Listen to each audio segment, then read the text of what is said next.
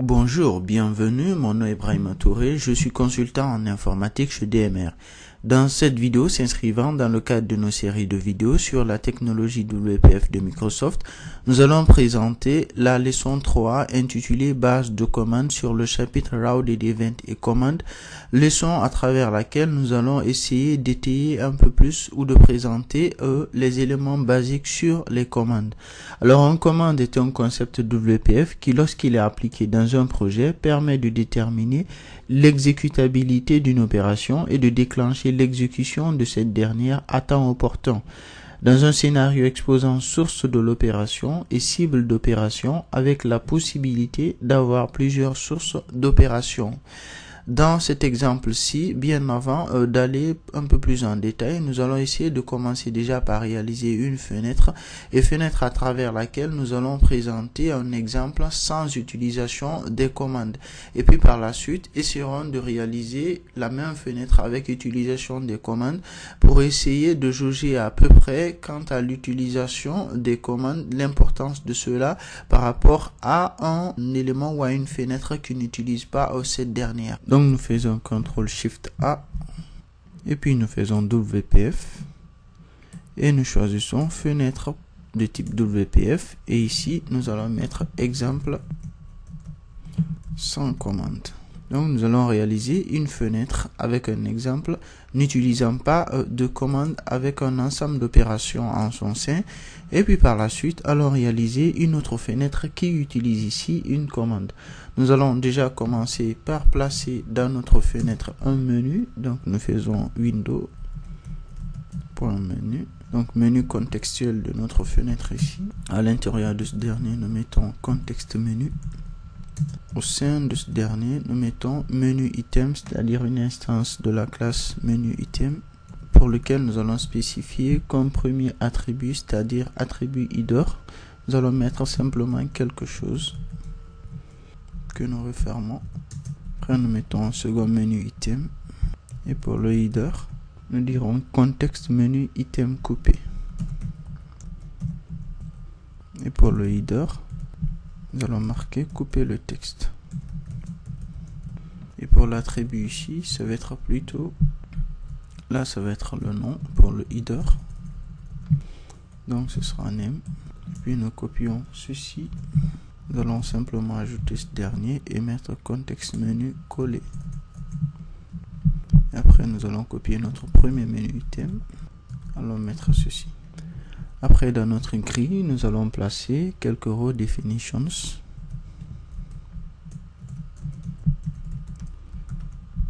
Et nous allons placer quelques lignes à l'intérieur de cette même grille.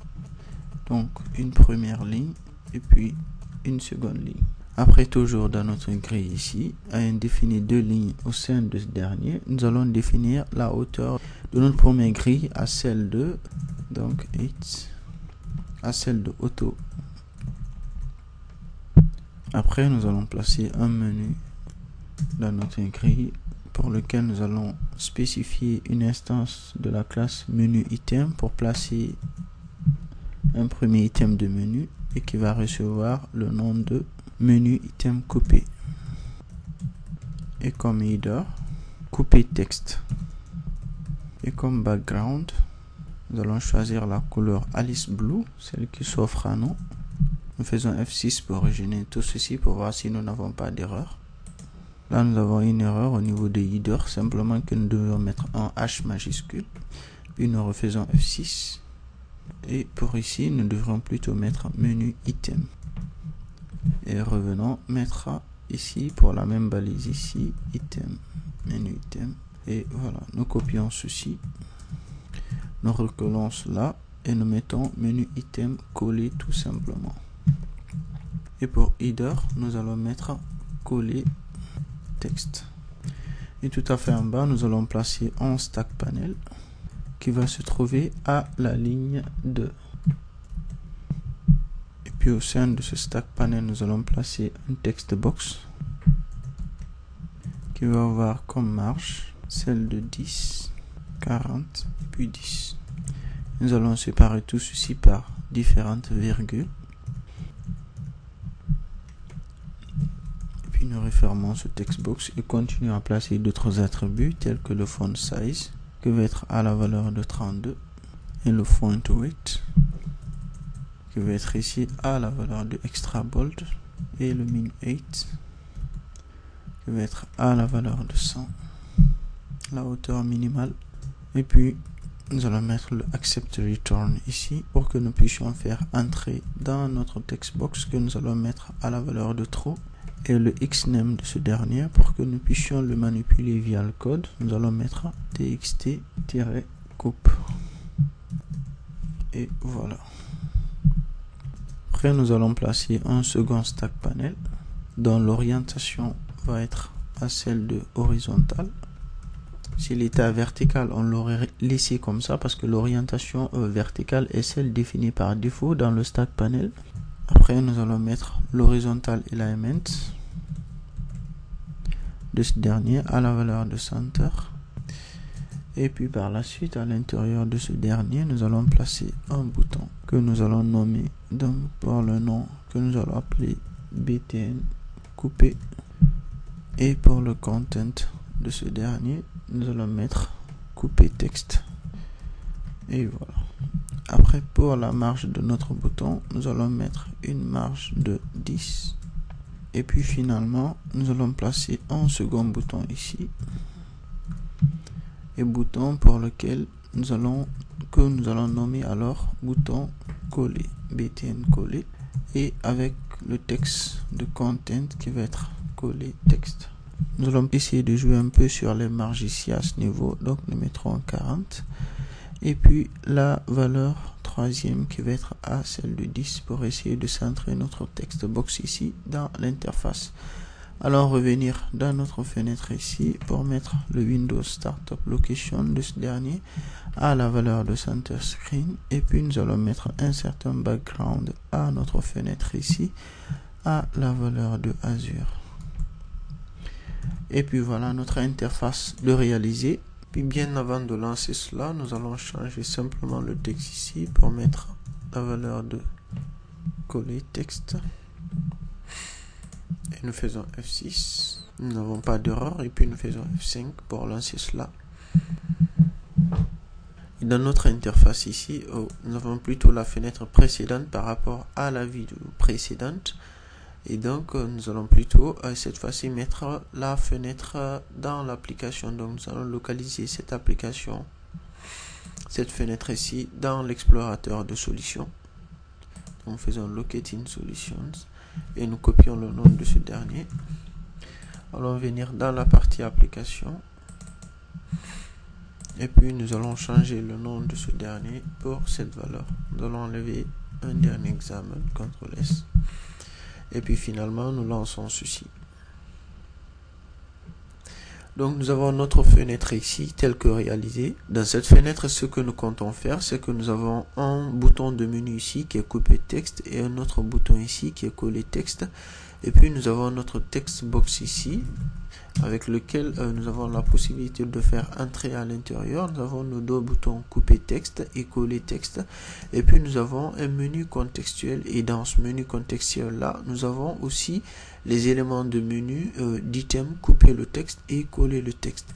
Tous ces différents éléments, en fait, quand nous regardons bien attentivement dans la fenêtre, nous remarquons ici que nous avons une certaine duplication, en fait, de cibles et avec une seule source. C'est-à-dire que la source d'application de l'opération étant notre text box ici et l'ensemble des sources d'opération étant par exemple le bouton couper texte ici de menu et puis ce bouton couper texte ici se trouvant dans la fenêtre et la valeur de notre menu contextuel ici qui est l'élément de menu couper le texte ici et aussi un dernier élément de source d'opération qui est le raccourci clavier qui est le CTRL X ici à ce niveau qui permet aussi de couper le texte. Donc, l'ensemble de ces différents éléments s'appliquent tous à ce text box que nous avons dans notre fenêtre ici. Et ce que nous souhaitons est que lorsque nous avons un texte disponible dans le text box et que ce texte est sélectionné tel que nous l'avons fait ici, donc alors en ce moment que les boutons couper texte dans la fenêtre et l'élément de menu couper le texte s'active. Mais que lorsque on est dans le cas contraire, c'est-à-dire lorsque ce texte-là n'est pas copié, alors que tout simplement que ces éléments-là se désactivent. Dans un premier temps, l'une des solutions intuitives qui peut venir à l'esprit est de réaliser une ou deux méthodes vers laquelle vont être redirigés un gestionnaire ou des gestionnaires d'événements qui sont associés à l'ensemble de ces différents éléments de source d'opération, en l'occurrence l'élément couper le texte ici, le bouton couper texte et la valeur de menu contextuel couper texte ici, et qui, lorsqu'ils sont déclenchés, vont faire appel à ce gestionnaire d'événements qui va alors en ce moment exécuter l'ensemble des instructions en son sein pour couper le texte ici et puis en même temps traquer la disponibilité de réalisation de ce dernier, c'est-à-dire lorsque il y a texte ou pas dans notre text box. Alors nous allons commencer par réaliser cela et puis voir ou comparer cette alternative là avec la seconde qui est le fait de réaliser une commande. Nous faisons OK puis revenons dans notre fenêtre afin de placer les différents événements sur nos différents boutons que nous avons ici. En l'occurrence, le premier bouton qui est le bouton couper pour lequel nous allons mettre une méthode de clic. Et nous allons générer un gestionnaire d'événements. En ce moment, on va dire couper texte. Et puis nous allons mettre toujours ici une méthode de clic. Et pour l'événement de clic, nous allons dire coller texte. Puis nous allons copier ce couper texte ici. Allons le mettre sur nos différents éléments, en l'occurrence nos menus items et puis sur le contexte menu item couper. Donc nous revenons ici, que nous mettons ici pour toujours rediriger vers ce même gestionnaire d'événements. Et la même chose pour ce dernier là aussi. Et puis nous copions le second ici pour venir faire la même chose au niveau du second menu item. Et puis au niveau du second menu contextuel. Faisons ceci et puis nous allons naviguer vers ces différents gestionnaires d'événements pour placer les différentes instructions nécessaires au sein de cela. Nous revenons toujours dans la fenêtre afin de naviguer vers le second gestionnaire d'événements afin que ce dernier là aussi puisse être présent. Alors dans la partie couper texte, nous allons venir dans la boîte à outils. Alors en ce moment nous avons quelques snippets de code ici, dont le premier correspond au code pour activer ou désactiver le et pour ce dernier pour coller le texte. Donc pour coller le texte, nous allons placer ce dernier au sein de celui-là et puis pour désactiver ou activer le texte, nous allons replacer ce dernier un peu plus tard. Et puis finalement, dans ce code que nous avons ici, tout simplement, ce que nous testons déjà, s'il y a du texte dans notre champ de texte, alors en ce moment, nous continuons l'opération. Dans le cas échéant, nous sortons de la méthode. Nous plaçons la valeur sélectionnée dans le clipboard, c'est-à-dire dans le presse-papier.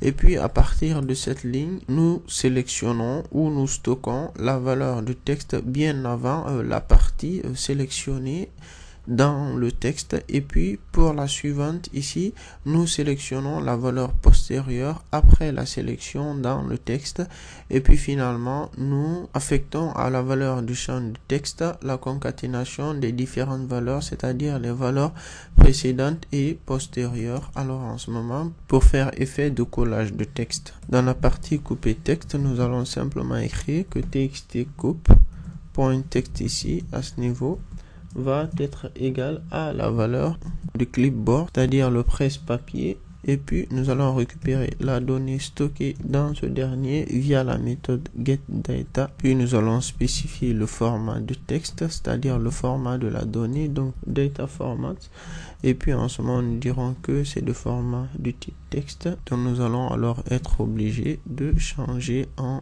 type de chaîne de caractères. Mais nous pouvons remarquer ici sur la base des descriptions des lignes de code que nous avons dans les différents gestionnaires d'événements méthodes à ce niveau que nous avons plutôt inversé les différentes méthodes. Donc il va falloir que nous copions ceci et que nous venons plutôt le coller dans la méthode couper texte et puis prendre ceci finalement cette ligne de code et venir la coller dans la méthode coller texte. Après finalement ceci correspond plus à du collage de texte en termes de lignes de code et puis nous rajoutons ceci pour concaténer avec la valeur précédente se trouvant dans le champ de texte. Après nous faisons F6 pour voir si nous n'avons pas d'erreur et nous faisons F5. Après nous allons taper juste un simple texte ici, mettons texte quelque chose et puis alors en ce moment nous enlevons la partie quelque chose en faisant couper texte. Ok. À ce niveau, nous avons une première erreur parce que tout simplement, le clipboard n'a pas encore quelque chose en son sein à couper parce qu'il rentre pour une première fois dans la méthode. Alors en ce moment, nous allons être obligés de gérer ceci à travers des éléments attachés à la classe clipboard ou bien alors en ce moment mettre un simple try catch. Nous refermons à ce niveau et nous faisons notre catch ici. Et voilà. Et puis nous relançons tout ceci. Et puis nous replaçons notre texte, on va dire texte, ici nous allons mettre un mot du genre coupe, nous sélectionnons ceci, nous faisons couper le texte, la valeur de ceci est coupée, nous faisons coller le texte, l'élément coupé est rajouté à ce que nous avions, nous faisons coller le texte, nous avons la même chose qui est rajoutée encore, à travers le menu contextuel, nous faisons coller le texte. Il le recolle une fois de plus encore. Là, à travers le menu contexte, nous faisons couper le texte. Toute cette partie-là est coupée.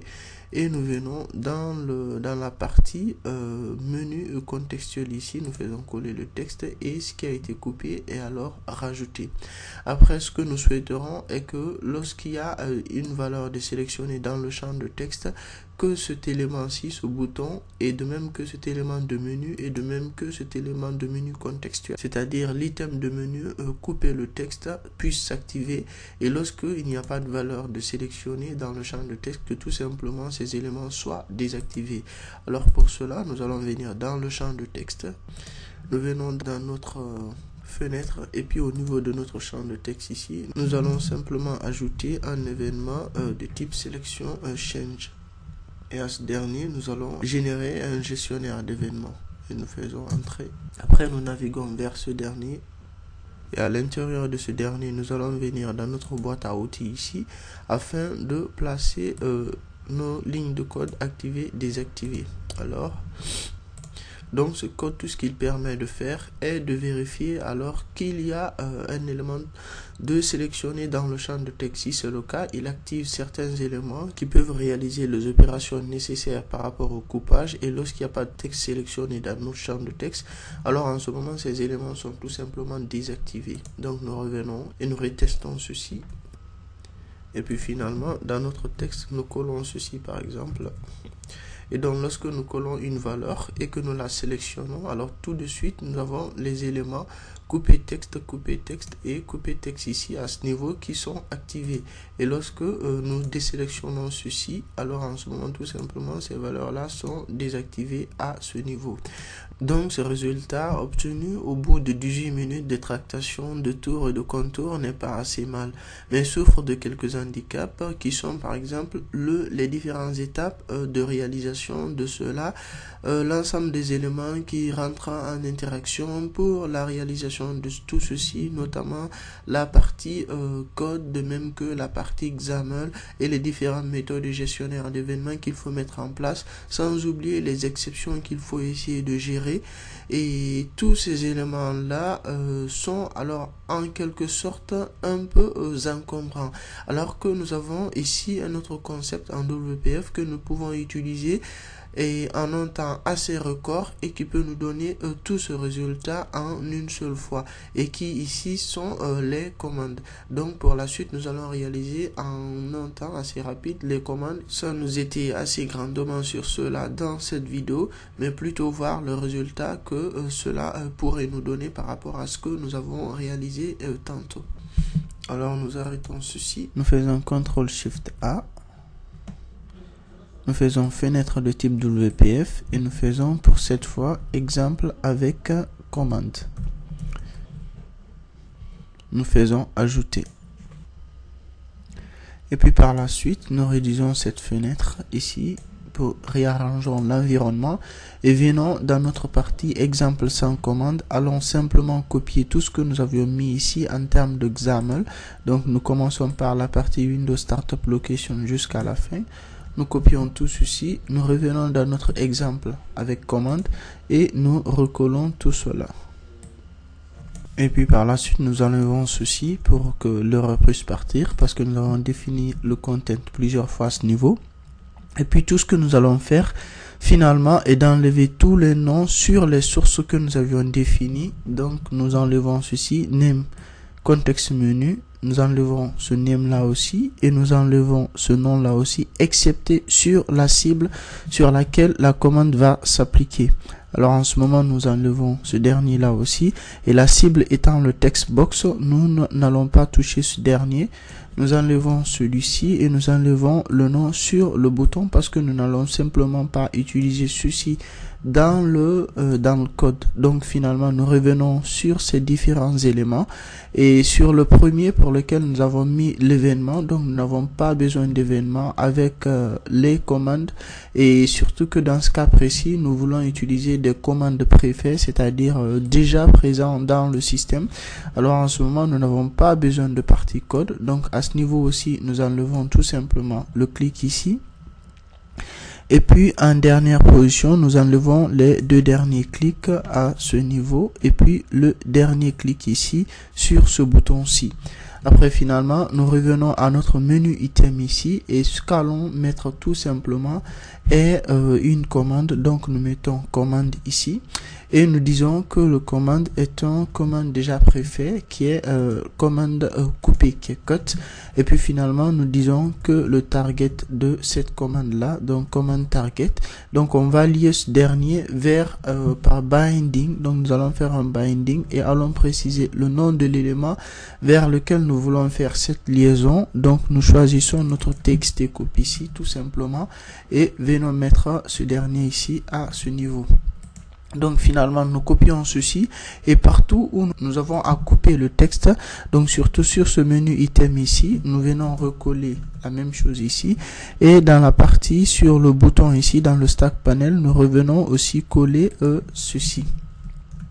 Et nous revenons à notre menu item ici, donc nous venons et nous précisons comme commande, donc cette commande là va être la commande coller, donc paste, et puis finalement pour ce qui est du target de notre commande, donc commande target plutôt, donc pour ce qui est du commande target de ce dernier, nous allons simplement faire la même chose qu'on a fait tantôt. Donc nous faisons une liaison vers un élément, donc qui va être ici l'élément cible et dont le nom est txt coupe. Donc nous mettons txt et coupe ici à ce niveau. Et puis finalement nous copions tout ceci aussi. Nous revenons là et au niveau du menu item ici, nous collons ceci et nous revenons en dernière position sur notre bouton ici et nous collons la même ligne de code et puis finalement nous faisons F6 pour voir si nous n'avons pas d'erreur dans tout ceci. Et nous enlevons aussi le selection change ici, c'est-à-dire comme méthode parce que nous n'avons plus besoin d'aucune méthode ici à ce niveau. Donc cette méthode de selection change aussi, nous l'enlevons parce que tout simplement nous n'allons pas utiliser le code. Nous faisons F6 pour encore régénérer ceci pour voir si nous n'avons pas d'erreur. Voilà, très bien, à ce niveau nous n'avons pas d'erreur du tout dans le code et puis finalement nous copions le nom de ce dernier, donc exemple avec commande et puis nous revenons dans notre application ici pour que ce soit cette fenêtre là qui se lance par défaut. Donc finalement nous faisons F5 et voilà le résultat. Ici nous mettons un texte ici, nous copions ceci, automatiquement ces éléments là s'activent, aussi le menu contextuel ici aussi s'active. On utilise le menu contextuel pour couper le texte, on remarque que le raccourci est rajouté ici, et ce qu'on avait fait dans le code, il n'était pas rajouté à ce niveau, donc il nous précise qu'on peut faire aussi CTRL X par le clavier. Nous coupons ceci et puis ça se coupe automatiquement, et automatiquement les éléments qui peuvent contribuer au coupage de ce texte là sont activés parce qu'il n'y a pas de texte de sélectionner dans le champ de texte. Et puis finalement nous faisons coller à travers ce bouton et ce qu'on avait fait se colle automatiquement. Autant qu'on peut faire le collage par ceci que par le menu contextuel aussi. Donc à ce niveau nous copions ceci et nous faisons à ce niveau aussi couper le texte par ce bouton, et nous pouvons encore sélectionner ceci et faire couper ce texte à ce niveau aussi. Donc rien qu'avec le XAML, sans utiliser de code, de mettre d'exception ou faire tous les contours qu'on a fait tantôt pour réaliser cette même application, avec les commandes nous le faisons en moins d'un rien de temps. Merci d'avoir suivi cette vidéo. Je vous donne assez rapidement rendez-vous dans d'autres vidéos toujours portant sur la technologie WPF de Microsoft. Merci encore une fois de plus, au revoir et à bientôt.